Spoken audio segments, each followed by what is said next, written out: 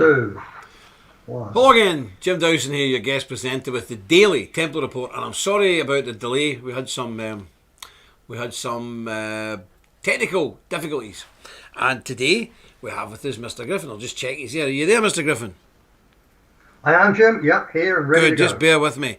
Now, I can't get through the everybody's names today on the board because we don't have the board because we've a wee bit of technical problems, but we're working on it. Don't worry about that. But anyway, every single one of you who took the time out of your very busy day and come in here, let me say I appreciate it very much. Thank you, each and every single one of you. God bless you, and may God be with you. Right, just a wee bit before we bring Mr. Griffin in, I want to read you, obviously, out the book of Proverbs. And we're in Proverbs 20, verse 29. Wonderful wisdom in here. The glory of young men is their strength, and the beauty of old men is the grey head. Ah, yes. So, as we get older, this is our beauty. It's coming in thick and fast. So, the Proverbs, try and read it every day because it's just tremendous. It's just 3,000 years of condensed human wisdom. And listen, see if you're an atheist, which is a really stupid thing to be, but even if you're an atheist, or at best an agnostic, still read Proverbs. It's very, very wise. Wise indeed. I'm just laughing at the techie brothers looking for something there. But yes. Sorry, techie brother. Yes. He's looking for something, but I was responsible for doing something terrible. But anyway, we'll get on with it. Now, remember, Mr. Griffin's going to read a wee bit of the book later on today, but I still have my envelope in here. I don't think it's appropriate to open now. Yes, we know what the score is, but officially it's not all done and dusted yet, so I'll have to leave that till Monday. But I think you'll find it quite interesting. I'll open this envelope on Monday if that's okay with you, okay? There we go. So that's that in there. Mr. Griffin's going to read a bit yet. But let's bring Mr. Griffin in now and see who he is. Mr. Griffin, are you well today, sir? I'm well today, Jim. Yeah, absolutely so. Raring to go.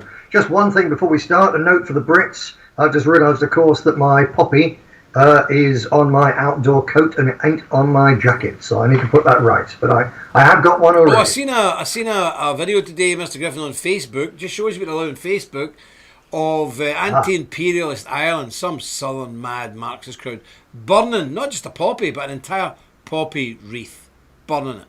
Wonderful, eh? But that's on Facebook, and also on Facebook was their call to arms against people like us. It's on Facebook. Mm-hmm. So all this nonsense that Facebook are tightening up and hate speech and all that, no, they're just tightening up on anybody who's Christian, white, against killing babies, in favour of men and women marrying. They're against us, but they're against nobody else. So that's what we're... Mr. Griffin, what do you want to talk about today, sir? Well, obviously the American election, Jim. So the latest news I was looking just before we came on air is that Biden is now officially ahead in Pennsylvania by 5,600 votes, with another 100,000 votes to count from some black areas, they say. So we know what's going to happen there. So with Pennsylvania, it's all over. He's also in the lead in Georgia now as well. So it's so nearly finished that all the mass media, including Fox News, which of course is supposedly Republican and was at one stage pro-Trump, but is joining in the Republican backstabbers, they're all now already calling Joe Biden the president-elect. So that's where we are. They're also saying that Donald Trump is alleging fraud and that there's no evidence at all of fraud. I have to say, I thought his speech last night was catastrophically bad. He missed so many opportunities. He should have kept it short and sharp and given specific examples of the fraud, and he didn't. He rambled so that the various networks cut him off. If they cut him off when he was being really punchy, really effective, that would have made a lot of people really angry. But in effect, they cut him off because it was a rambling and frankly boring speech. It's a shame, but the man is basically alone, as we'll talk a little bit, I'm sure, a bit further in the programme about the way the Republican elite are throwing him under the bus. But first of all, to come back to this question of no evidence of fraud, I believe, Jim, you've got a couple of videos. Yeah. Let's have a wee look at these videos and we'll see about the fraud. By the way, we've got loads of videos, but let's have a look at a couple of these. Yeah. I'm going to send it to Bill. This lady is marking the ballots. I filmed her a half hour ago doing 6, and she's still working at it. Let's stamp it, received, and let's fill in our 6 blanks. All at the top of the tickets on each one. 1, 2,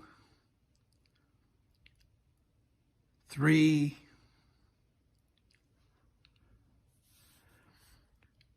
4,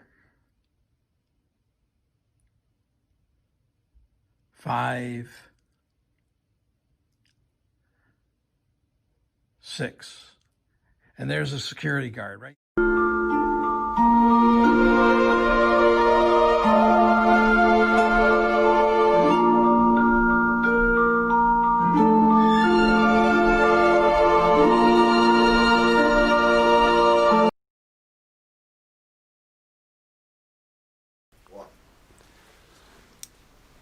Yeah. So there we are. That was a couple of the videos, and I'm sure many of our viewers would have seen others. As you said, Jim, there's enough out there. Videos of people destroying ballot papers, videos of people filling in ballot papers, videos of ballots being picked up well after the close of poll. And this idea that Donald Trump was wrong to be trying to stop people counting votes. No, he was trying to stop votes coming in after the deadline for votes to be received had closed. So if you put something, if you put a job application in the post and it gets there too late, it misses the deadline, you don't get the job.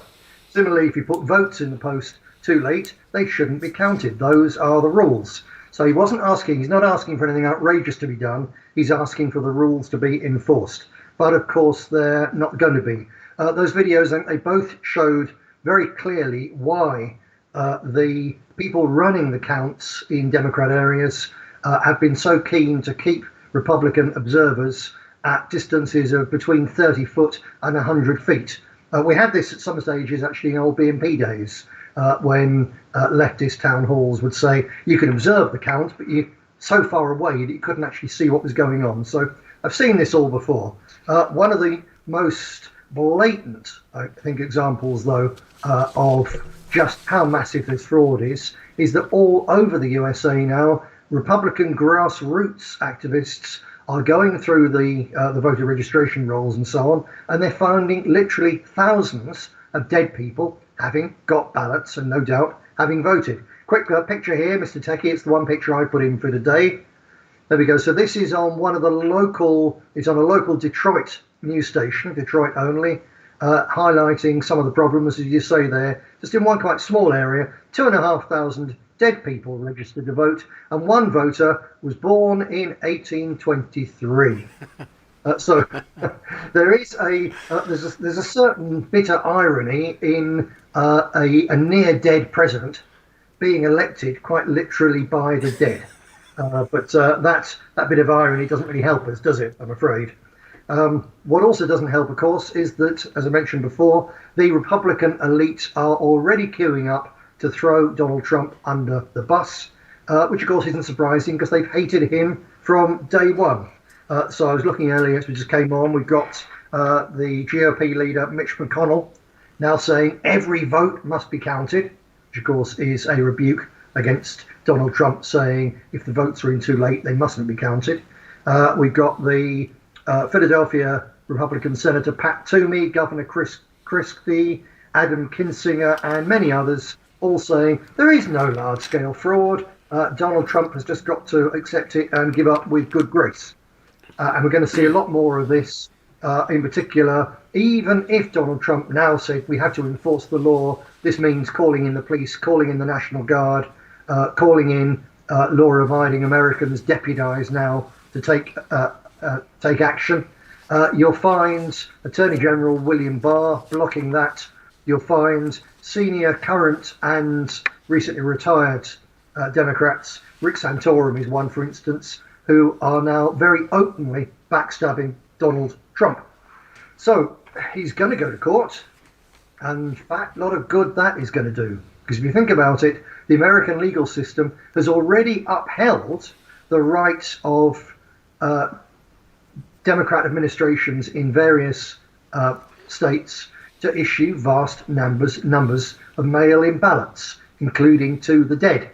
So they've already upheld it. They will do the same thing again. So I'll predict, it doesn't take a crystal ball to do this, I'll predict that those court actions will go absolutely nowhere. And I'll also predict, Jim, that Twitter, having repeatedly censored Donald Trump, the minute they are really saying, well, he's now no longer even the president because the president-elect is the other man and waiting to go, Twitter, I think, will simply axe Donald Trump. Yep. So that's where we're heading. The only good thing, I think, out of what we said so far, is that the media saying there's no evidence of fraud is so outrageous that I think the mass media in the USA is completely going to destroy any remaining faith that middle America had in the news agencies. Like it happened already in Britain over Brexit, where so many people, ordinary decent people, knew what was going on, had their own opinions formed and so on, and then got thoroughly sick of being lied to with the mass media. So a lot of people come up to me in the street over the last year, I suppose, saying, well, I used to think you were a bit sort of paranoid, but I saw what the media did to us during Brexit, and so now I don't believe a word I see on the BBC, a word I see on Sky. And I think that this, what's going on now is similarly going to destroy the last vestiges of credibility that the mainstream media have amongst ordinary decent Americans. Yeah, I quite agree with you. I mean, we're ahead of the curve here. We've seen all this yourself and me. We've seen this a minimum of 10 years ago. And, it's terrible now everybody's turning on Trump, and we're certainly not going to turn on him. But he should have done more when he was in office with power to curb the power of big tech, to curb Zuckerberg, to curb all these people like Google and Twitter. Yeah. And now they'll just cut him off, so he'll have no access. But, I sort of know Trump's nature. His mother was a MacLeod. Now, you might think this is a bit parochial, but I know the MacLeods. They're a clan, a tribe from the Isle of Skye. They're the most formidable people. They're originally Scandos. They're all tall and blonde and blue eyes. They're very formidable people. And they're not very good losers. They're just notorious for it. But they don't tend to get mad. Just get mad. They get even. And I wouldn't be surprised if Donald Trump doesn't start up some TV or mass media thing. He's got billions of dollars. He's got a lot of mates with billions of dollars.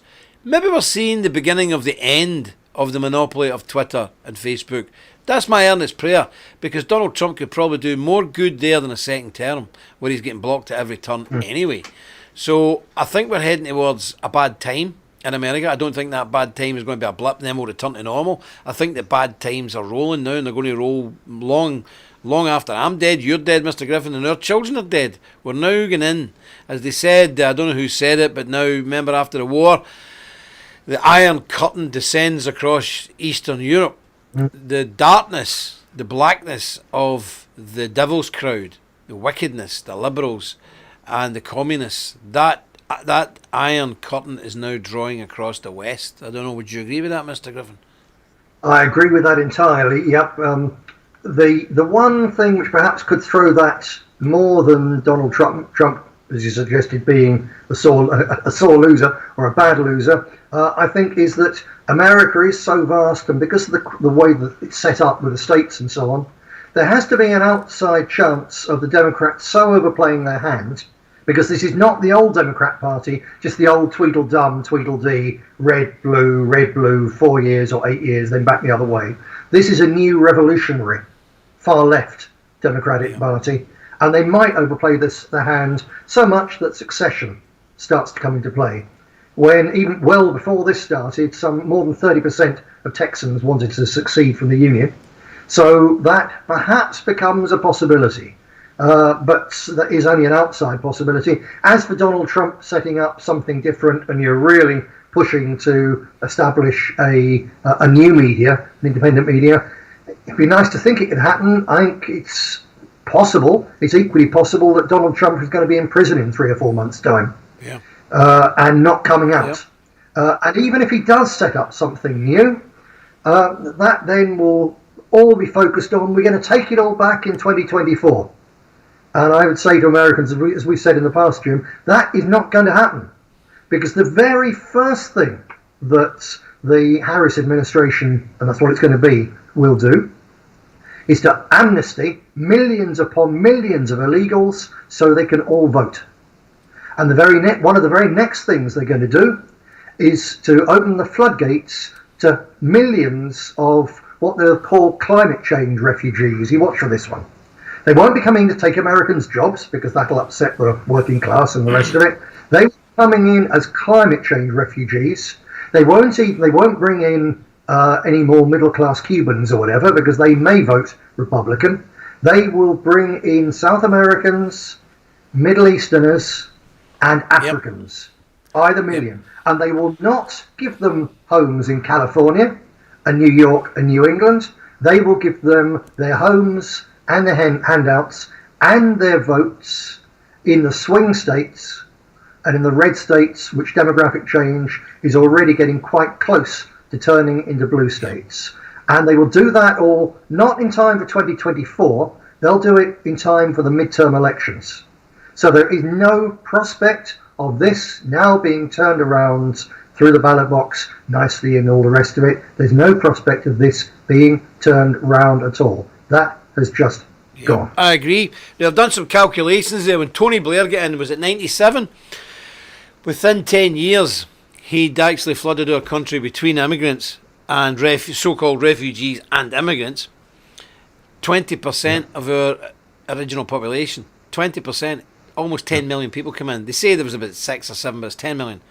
If they carry that model in America, that means between 30 and 60 million people over the next 10 years will be flooded into America. And these will be young, highly fertile, breeding people from the Horn of Africa, from West Africa, from the Asian, the Indian subcontinent and places like that. Yep. And you will end up, well, let's just call it a middle figure there. Let's call it 45 million new people, all fertile. And within another 10 years, that 35 million will have doubled their numbers to 70 million. That's what's going to happen. I want you to be really careful, my American brethren. That is going to happen now. There's no way of stopping it happening. It will happen. So in 4 years' time, won't be that bad, 8 years' time, you will have about 40 million of these people in your country.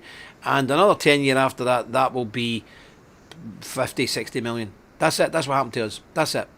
And that's the way it'll be.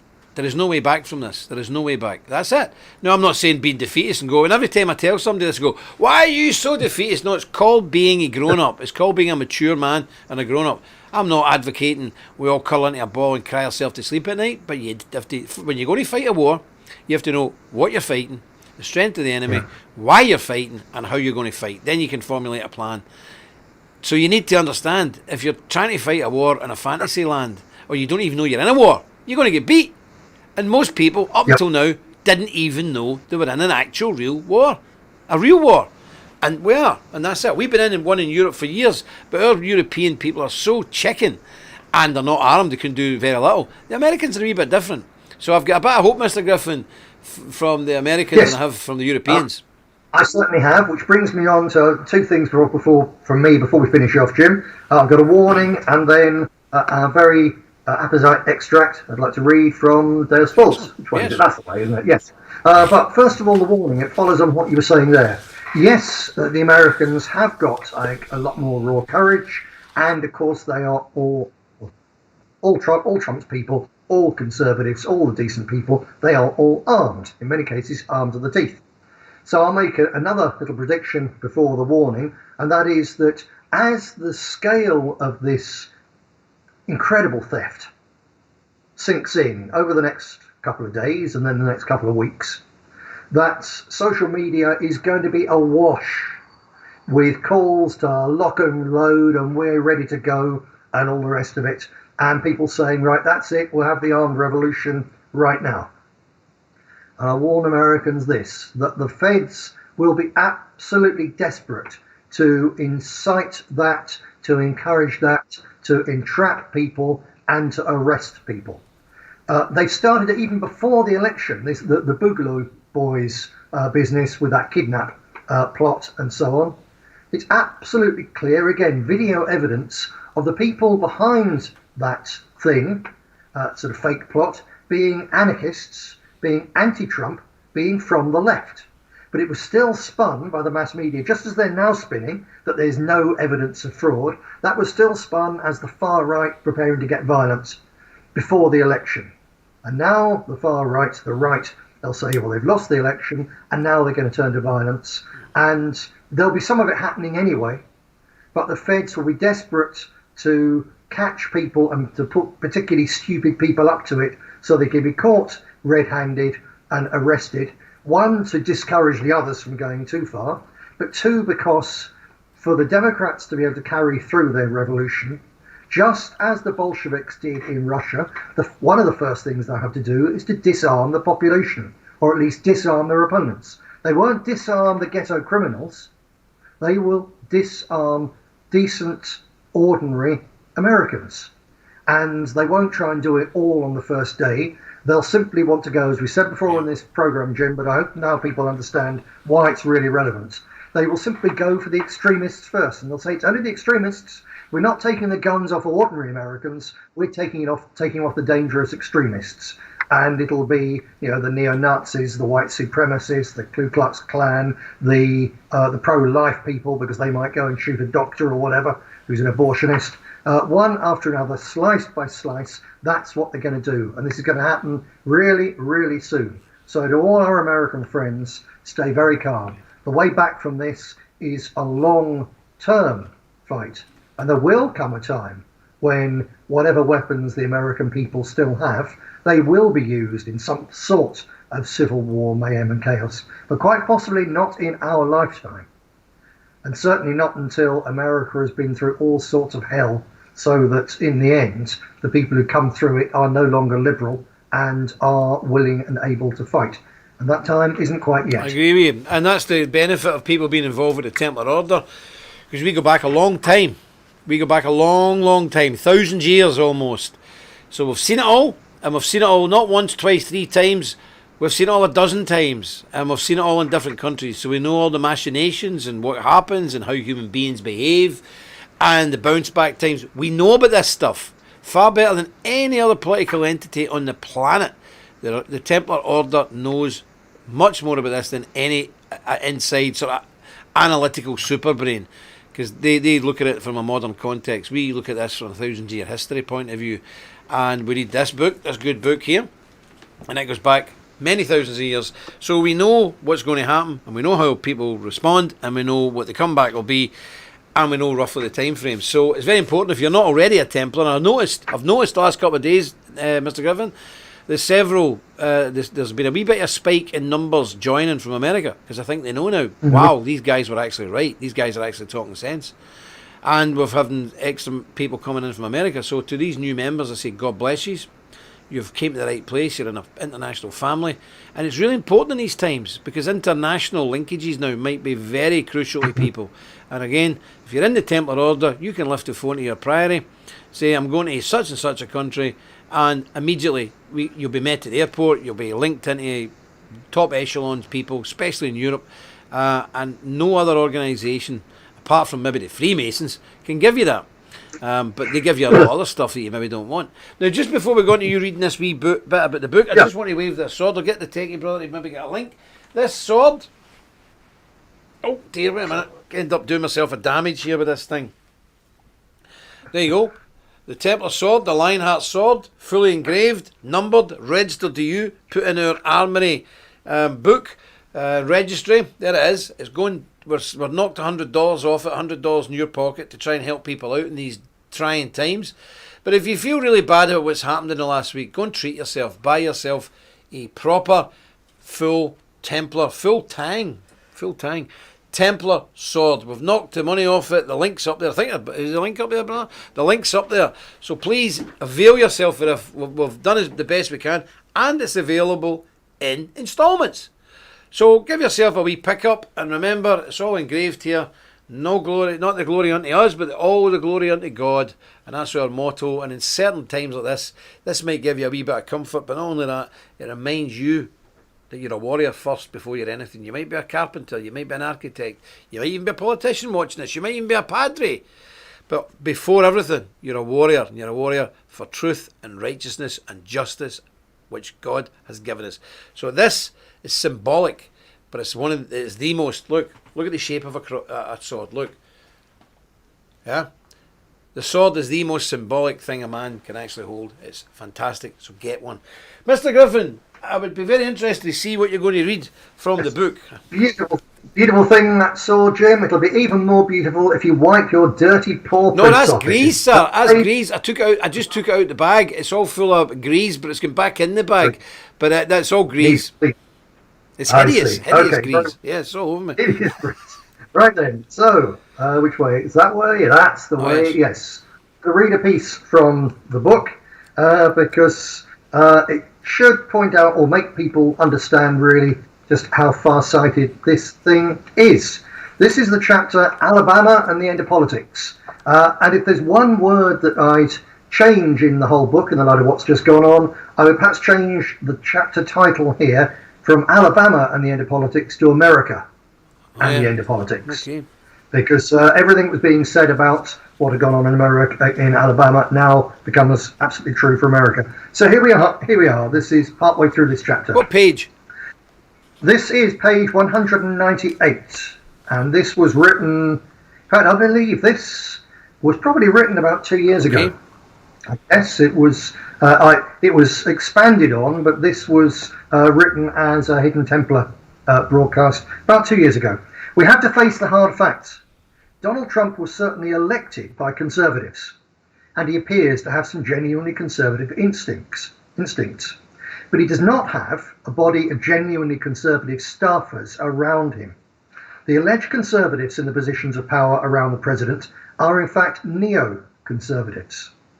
No one should be fooled by the C word in their case, because today's neoconservatives are 1968's Trotskyites, who gave up on international communism when it proved to be insufficiently supportive of the extreme racial supremacist Zionism, which is at the dark heart of their real agenda. The men around Donald Trump have no interest at all in making America great again, except in as far as pouring extra billions of tax dollars into America's military will make further fortunes for their friends and sponsors in the military-industrial complex and better equip the USA to fight the wars they have planned in the Middle East and beyond. And apart from the useful idiot evangelical Christians who've been brought in as window dressing, none of the Beltway warmongers have the faintest interest in grassroots conservative causes such as defending the unborn, upholding traditional marriage, or protecting the Constitution. Not only are the neocons still essentially cultural Marxists, but they are far too busy trying to prod the president into breaking his America First isolationist pledges and taking America into another insane and dangerous Middle Eastern war. Can I just pause there a moment and say that one of the great things about Donald Trump, for all the fact that in some ways he let people down and he didn't do the things he should have done, and in particular, he didn't create some kind of alternative Trumpist Republican grassroots movement, which could have been turned out now. One of the great things, he's the first president in more than 50 years to go through his first term without starting a war. Amen. And for all that he did at one stage, fire some missiles at Syria, at empty targets, which the Russians and the Syrians had warnings of, for all the enormous pressure he was under from the traitors within the Republican movement, as well as the mass media and the opposition and so on, he didn't succumb to the temptation to start some sort of crazy war against Iran or whatever. So fair play to the man for that. Now back to the last bit of this. This lack of a support network of genuine conservatives is of course also the reason why Donald Trump, effectively a neocon hostage in his own White House, has for years done nothing except issue outraged but impotent tweets as his core support base has been gagged, deplatformed and exiled from social media by intolerant liberal corporations. The president has proven unable or unwilling to take the very simple action of using antitrust legislation to bring corporations such as Facebook, Twitter and PayPal to heel. Why would anyone think that a man who has allowed his most vocal supporters to be silenced by liberal left bigots will risk the wrath of the liberal left media by packing the Supreme Court with real conservatives? That would be a revolutionary conservative action, and sadly, the president has already shown us that While he may have a few conservative instincts, he is no conservative revolutionary. So anyone expecting a conservative revolution in America is going to be sorely disappointed. And now we come to the even bigger problem, the gigantic brown and blue elephant in the living room, demographics. I'll skip a little bit there. The point that everyone needs to understand is that this darkening of America is not just about the faces and voices out on the streets. It's also about the future political direction of the USA. Because despite ever more frantic efforts by the Republican Party to reinvent itself as a minority-friendly party, the large majority of the new Americans are, and will remain, natural Democrat voters. If anything, Republican efforts to curry favour with them, such as Donald Trump's recent switch to calling for mass immigration through open gates in his still unbuilt wall, will simply anger their natural supporters, the old European Americans who will stay at home on polling day. But whatever the old Americans do, within 25 years, they're going to be outnumbered anyway. And long before then, the darkening of America will mean the Republicans simply cannot win the presidency and the Democrats cannot lose it. Two more paragraphs. At which point, we will see the Democrats have none of Donald Trump's reluctance to use their political power to advance their revolution. They will pack the Supreme Court with liberals, and whatever laws the Asian Christian conservatives of Alabama, Missouri and Kentucky enact at state level, the liberal Supreme Court will strike them down federally. Laws defending the unborn will be the first to go. Then the First Amendment, already destroyed in practice, will be revoked in principle too. For Christian dissent against the imposition of LGBTQ plus tyranny will not be tolerated. And then, when liberal intolerance provokes the first few examples of armed resistance, the permanent liberal left majority will strike down the Second Amendment, a move to take away the guns, which for 250 years have been the ultimate symbol and guarantee of freedom in the United States of America. Amen. I think people need to remember this was written several years ago and put out in a Templar, what do you call that, a hidden Templar report. Now, we don't have a crystal ball, but we have wisdom. And as I said to you earlier, we've seen it all before. So I think anybody reading that now in the light of the last week, it all makes sense why you are in the Templar Order and why you should be in the Templar Order. Can you think anybody else that called it that way 2 years ago? I can't. So there you go. The book, Deus Vult. A lot of wisdom in it. Get it. It's for you to get and for you to hand down. And with Christmas coming up, and the books are in stock now, so they're not taking long to get out.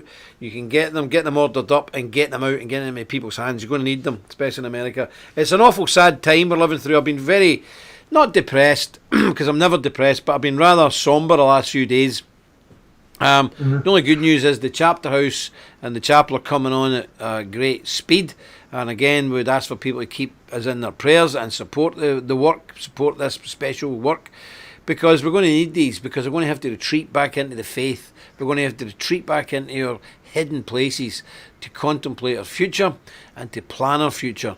And more importantly than anything, to get before God and ask for his divine intervention and strength. So that's all really we've got time for. Mr. Griffin, thank you very much. I think that's one of the best reports I've heard from you. Excellent. And that reading of that chapter written several years ago and put out, if you don't believe it was put out in a Hidden Templar video. So it's there for to be checked.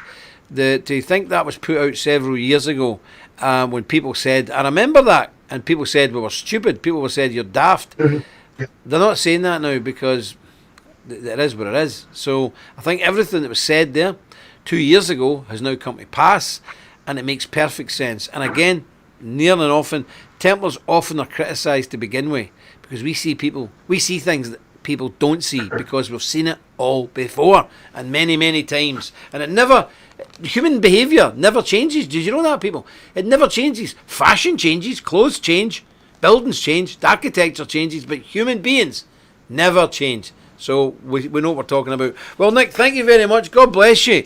Please pass my regards on to all your family, your good lady wife, and all the kids and the grandkids. Have a lovely weekend, and we'll catch up with you next week. Oh, I just want to say as well, look, this book, I reckon this book will be banned very shortly, and you won't be able to get it in the USA or any other country. And I'm not joking. Please, get it now while you can. Okay?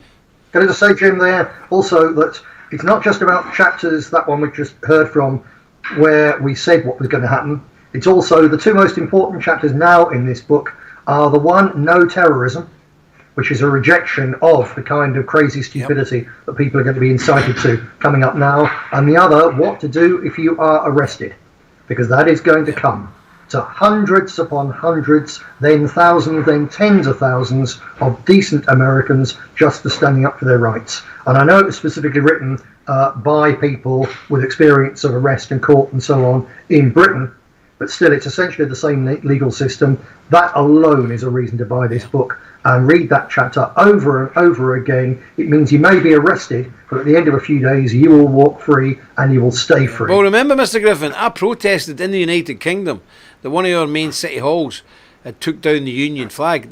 So just imagine in Texas you weren't allowed to fly the Stars and Stripes anymore. You'd be annoyed. I was annoyed, but peaceful. And I went and protested peacefully outside the city hall and said, this is a disgrace.